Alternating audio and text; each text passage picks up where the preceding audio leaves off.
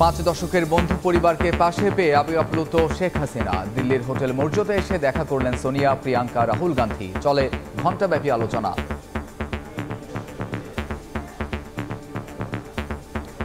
শ্রীলঙ্কার প্রেসিডেন্ট ভারতের ইউনিয়ন মন্ত্রীর সঙ্গে বৈঠকে দ্বিপাক্ষিক সম্পর্ক আরও দৃঢ় করার বার্তা। জুলাইয়ে আবারও হতে পারে ভারত সফর। Next month, Prime Minister is going to Brazil and also to might be Argentina. So I don't know exactly, but it was initially planned next month Prime Minister would come to India. দেখছিলেন প্রধান শিরোনাম। সন্ধ্যার সময়ের সঙ্গে আছি আমি কামরুজ্জামান মামুন। এবার অন্যান্য শীর্ষ সংবাদ। সাবেক সেনাপ্রধান জেনারেল আজিজের দুই ভাইয়ের এনআইডি জালিয়াতির ঘটনায় তদন্ত কমিটি। হারিস জোসেফ শুধু নিজেদের নয়, নাম পরিবর্তন করেছেন বাবা মায়েরও। এবং বিশ্বকাপের সুপার 8-এর দরজা খুলতে বাংলাদেশের সামনে আজ বাধা দক্ষিণ আফ্রিকা। কন্ডিশন বিবেচনায় একাদশে পরিবর্তনের আভাস।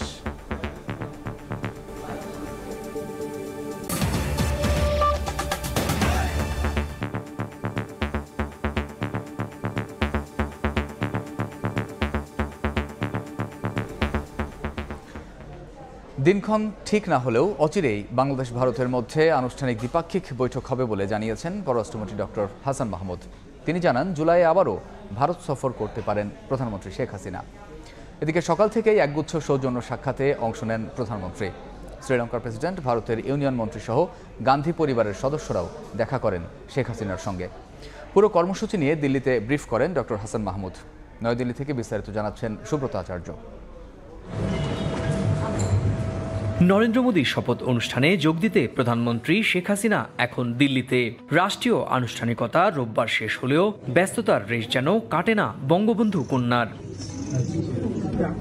নয়াদিল্লির চাণক্যপুরীর আইটিসি হোটেলে সোমবার প্রধানমন্ত্রী শেখ হাসিনার সঙ্গে দেখা করতে আসেন ঐতিহাসিক গান্ধী পরিবারের সদস্যরা। আলাপচারিতায় ছিলেন ভারতের জাতীয় কংগ্রেসের চেয়ারপারসন সোনিয়া গান্ধী, ছিলেন কংগ্রেস নেতা রাহুল গান্ধী ও তার পরিবারের অন্যতম সদস্য প্রিয়াঙ্কা গান্ধীও। পুরনো সম্পর্কের দীর্ঘদিনের স্বজন সুরিতকে পেয়ে যেন অনেকটাই আবেগ আপ্লুত শেখ হাসিনা। প্রায় আধ ঘন্টা আলোচনা শেষে হোটেল থেকে বিদায় নেন সোনিয়া, রাহুল ও প্রিয়াঙ্কা। এ সময় উপস্থিত সাংবাদিকদের প্রশ্নের জবাবে পররাষ্ট্রমন্ত্রী ডক্টর হাসান মাহমুদ বলেন, ভারত বাংলাদেশ শীর্ষ পর্যায়ে দ্বিপাক্ষিক বৈঠক অনুষ্ঠিত হবে। Next month I don't know, because next month Prime Minister is going to Brazil and also to might be Argentina. So I don't know exactly, but it was initially planned next month Prime Minister would come to India. It was initially planned. I don't know exactly, I mean, when the bilateral visit might take place, but it will take place. এর আগে স্থানীয় সময় সকালে প্রধানমন্ত্রীর হোটেলে তার সঙ্গে সৌজন্য সাক্ষাৎ করেন শ্রীলঙ্কার প্রেসিডেন্ট রনিল বিক্রমাসিংহে। এ সময় বাংলাদেশের কৃষি ও পর্যটন খাতে শ্রীলঙ্কাকে বিনিয়োগের আহ্বান জানান। কৃষি এবং ট্যুরিজম ক্ষেত্রে সহযোগিতা, কিভাবে বাংলাদেশে ট্যুরিজমের ক্ষেত্রে শ্রীলঙ্কার ইনভেস্টমেন্ট আসতে পারে সে নিয়ে আলোচনা হয়েছে, কারণ শ্রীলঙ্কা ট্যুরিজমের ক্ষেত্রে আমাদের চেয়ে অনেক এগিয়ে। এরপর প্রধানমন্ত্রীর সঙ্গে সৌজন্য সাক্ষাৎ করেন মোদী সরকারের ইউনিয়ন মিনিস্টার সুব্রমণিয়াম জয়শঙ্কর। বিভিন্ন বিষয় নিয়ে এ সময় আলোচনা হয় দেশটির পররাষ্ট্রমন্ত্রীর দায়িত্ব সামলে আসা জয়শঙ্করের সঙ্গে। প্রধানমন্ত্রী নরেন্দ্র মোদীর শপথ অনুষ্ঠানে সরকার প্রধান শেখ হাসিনার উপস্থিতি সৌহার্দ্যপূর্ণ কূটনৈতিক সম্পর্কের বার্তা দিল বলেই সাড়া মিলছে বিভিন্ন মহলে। সুব্রত আচার্য, সময় সংবাদ, নয়াদিল্লি, ভারত। মোদীর সরকার গঠনের মধ্য দিয়ে ঢাকা নয়াদিল্লির সম্পর্ক আগামীতে আরও গভীর হবে বলে আশাবাদ দুই দেশের তরফেই। রোববার সন্ধ্যায় নয়াদিল্লিতে রাজকীয় শপথ অনুষ্ঠানের পর একান্ত বৈঠক করেছেন প্রধানমন্ত্রী নরেন্দ্র মোদী এবং শেখ হাসিনা।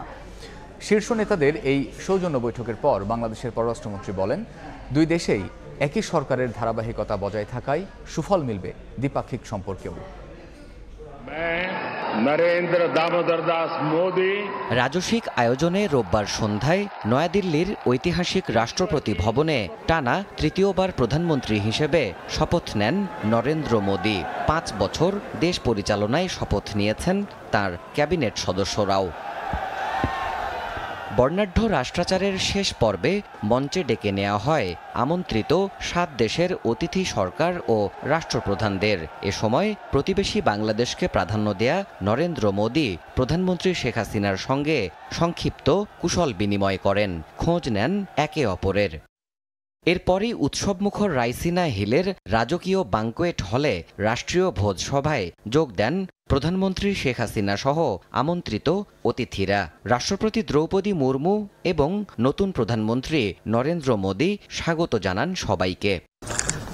সবচেয়ে কাছের, সবচেয়ে বিশ্বস্ত প্রতিবেশী বন্ধুরাষ্ট্রের সরকার প্রধানকে আনুষ্ঠানিকতার ফাঁকে আলাদাভাবে গুরুত্ব দিয়েছেন প্রধানমন্ত্রী নরেন্দ্র মোদী।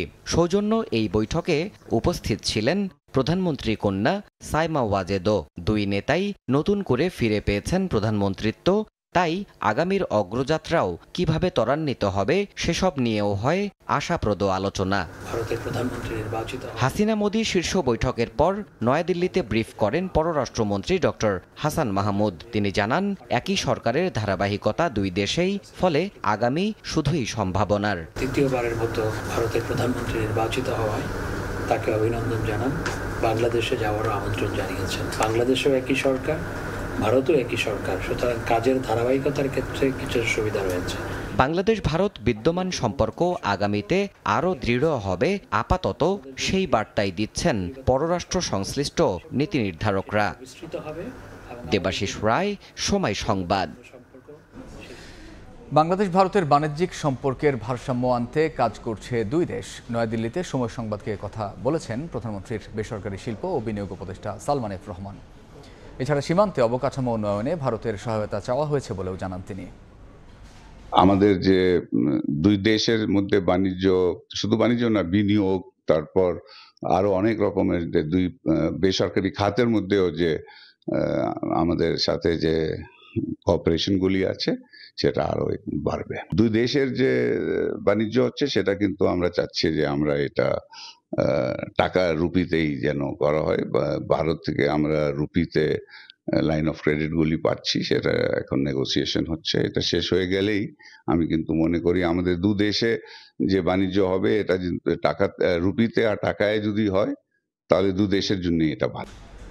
সাবেক সেনাপ্রধান আজিজ আহমেদের দুই ভাইয়ের ভুয়া এনআইডি তৈরির ঘটনায় 3 সদস্যের তদন্ত কমিটি গঠন করেছে নির্বাচন কমিশন। বিষয়টি নিয়ে প্রধান নির্বাচন কমিশনারের কাছে তার মন্তব্য জানতে চাওয়া হলে তিনি সরাসরি কোনো উত্তর দেননি। সাবেক সেনাপ্রধান আজিজ আহমেদের দুই ভাই হারিস ও জোসেফ অনেক আগে থেকেই আলোচিত, সমালোচিত। সেই বিতর্কের আগুনে ঘি পড়ে যখন যুক্তরাষ্ট্র নিষেধাজ্ঞা দেয় জেনারেল আজিজকে। বহুবিধ অভিযোগের মধ্যে অন্যতম অভিযোগ হলো আজিজের দুই ভাই ভুয়া তথ্য দিয়ে একাধিক এনআইডি তৈরি করেছেন। শুধু নিজেদের নামই নয়, পরিবর্তন করেছেন বাবা মার নামও। তোফায়েল আহমেদ ওরফে জোসেফ নেন 2টি আইডি, যার একটি আসল নামে, অন্যটির নাম দেন তানভীর আহমেদ তানজিল, আর হারিস আহমেদ এনআইডি নিয়েছেন মোহাম্মদ হাসান নামে। বাংলাদেশের আইনে মিথ্যা তথ্য দিয়ে এনআইডি করা এবং একাধিক এনআইডির মালিক হওয়া দুটি অপরাধ। অভিযোগ আছে এই অপরাধে সহায়তা করেন সাবেক সেনাপ্রধান জেনারেল আজিজ আহমেদ। দেরিতে হলেও বিষয়টি আমলে নিয়েছে নির্বাচন কমিশন। এ ঘটনায় 3 সদস্যের একটি তদন্ত কমিটি করেছে তারা। এই বিষয়টা নির্বাচন কমিশনের নজরে এসেছে এবং নির্বাচন কমিশন এই বিষয়ে একটা তদন্ত কমিটি গঠন করেছে 3 সদস্য বিশিষ্ট। আমাদের যুগ্ম সচিব নির্বাচন ব্যবস্থাপনা 1 এর নেতৃত্বে একটা তদন্ত কমিটি গঠন হয়েছে এবং তাদেরকে এই বিষয়টা তদন্ত করে প্রতিবেদন দিতে বলা হয়েছে। সোমবার নির্বাচন কমিশনে আয়োজিত একটি সংবাদ সম্মেলনে এই বিষয়ে সিইসির কাছে জানতে চাওয়া হয়। তবে সুনির্দিষ্টভাবে আজিজের ভাইদের নিয়ে কোনো মন্তব্য করেননি তিনি। যিনি এনআইডি পাসটা করছেন উনি অপরাধ করছেন, কোনো না কোনো ফাঁক ফোকর দিয়ে অপরাধ করার সুযোগটা সে পেয়েছে। কিন্তু তিনি যে নির্মল ব্যক্তিত্ব আমরা তো সেটা বলছি না, কোনো সাফাই করি না, তার বিরুদ্ধে তদন্ত কমিটি হয়েছে। এদিকে হারিস ও জোসেফের পাসপোর্ট জালিয়াতির অনুসন্ধানে সংশ্লিষ্ট দপ্তরে চিঠি দিয়েছে দুদক। 3 মাসের শিশু জুনায়েদকে চুরির 12 ঘন্টা পর কিশোরগঞ্জের নীলগঞ্জ থেকে উদ্ধার করেছে পুলিশ। এ ঘটনায় নারীসহ 2 জনকে আটক করা হয়েছে। স্বজনরা জানান, গতরাতে শাহবাগ গ্রামে বসত ঘরে শিশু জুনায়েদকে নিয়ে ঘুমাচ্ছিলেন মা। ভোরে ঘুম ভেঙে দেখেন বিছানা খালি, নেই ছোট্ট জুনায়েদ। পুরো ঘরে খুঁজে দেখতে পান খাটের নিচে সিঁধ কাটা। চুরির অভিযোগ পেয়ে 12 ঘন্টা অভিযানের পর শিশুটিকে উদ্ধার করে মায়ের কোলে ফিরিয়ে দেয় পুলিশ। টি-20 বিশ্বকাপে গ্রুপ পর্বের দ্বিতীয় ম্যাচে কিছুক্ষণ পর দক্ষিণ আফ্রিকার মুখোমুখি হবে বাংলাদেশ। এই মুহূর্তে সহকর্মী হাসানুজ্জামান সাকিকে নিয়ে যুক্তরাষ্ট্রের নিউ ইয়র্ক থেকে সরাসরি যুক্ত হচ্ছেন রিপোর্টার সাজিদ মুস্তাহিদ। আর মাত্র কিছুক্ষণ পর কিন্তু বাংলাদেশ বিশ্বকাপে নিজেদের দ্বিতীয় ম্যাচে মাঠে নামবে সাউথ আফ্রিকার এগেনস্টে, এবং মাঠে আমরা এরই মধ্যে চলে এসেছি এবং প্রথম ম্যাচটা বাংলাদেশ জিতে যাওয়ার কারণে কিন্তু প্রচুর মানুষের আগ্রহ বেড়েছে। আমার সঙ্গে আছেন আমাদের আমি শুধু নিউ ইয়র্কের অভিজ্ঞতা থেকে আপনাকে সত্য করে বলতে পারি যে এই রকম দৃশ্য কেউ কোনোদিন এই নিউ ইয়র্কের বা যুক্তরাষ্ট্রের মানুষ দেখেনি। আমি শুধু নিউ ইয়র্কের অভিজ্ঞতা থেকে আপনাকে ছোট্ট করে বলতে পারি যে এই রকম দৃশ্য কেউ কোনোদিন এই নিউ ইয়র্কের বা যুক্তরাষ্ট্রের মানুষ দেখেনি। 34,000 আসন বিশিষ্ট, মনে হচ্ছে যে পুরো আসনই বাংলাদেশের দখলেই থাকবে, কারণ আমরা কোনো সাউথ আফ্রিকার কিন্তু কোনো দর্শক দেখছি না। সাজিদ, আপনি যদি আমাদেরকে একটু ম্যাচ সম্পর্কে একটু প্রেডিকশন দেন যে কেমন ম্যাচ হবে বলে আশা করছেন।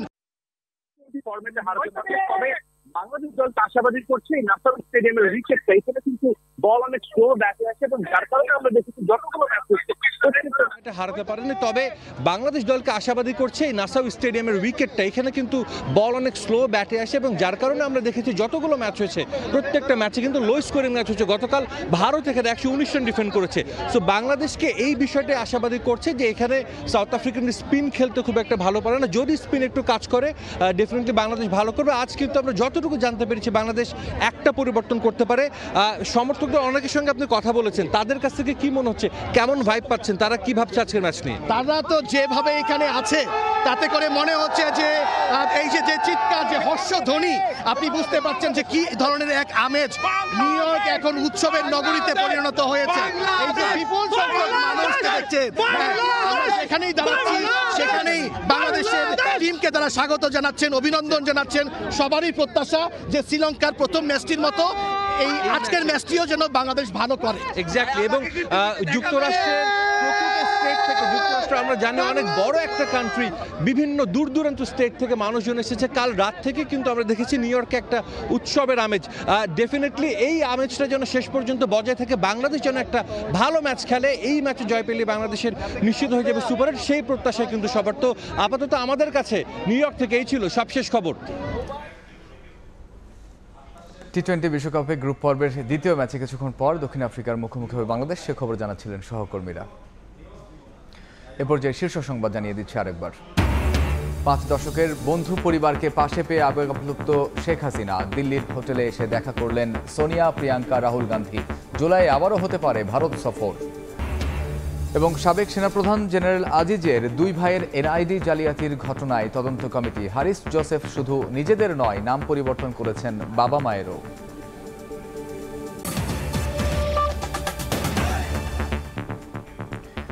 এই ছিল সন্ধ্যার সময়ে।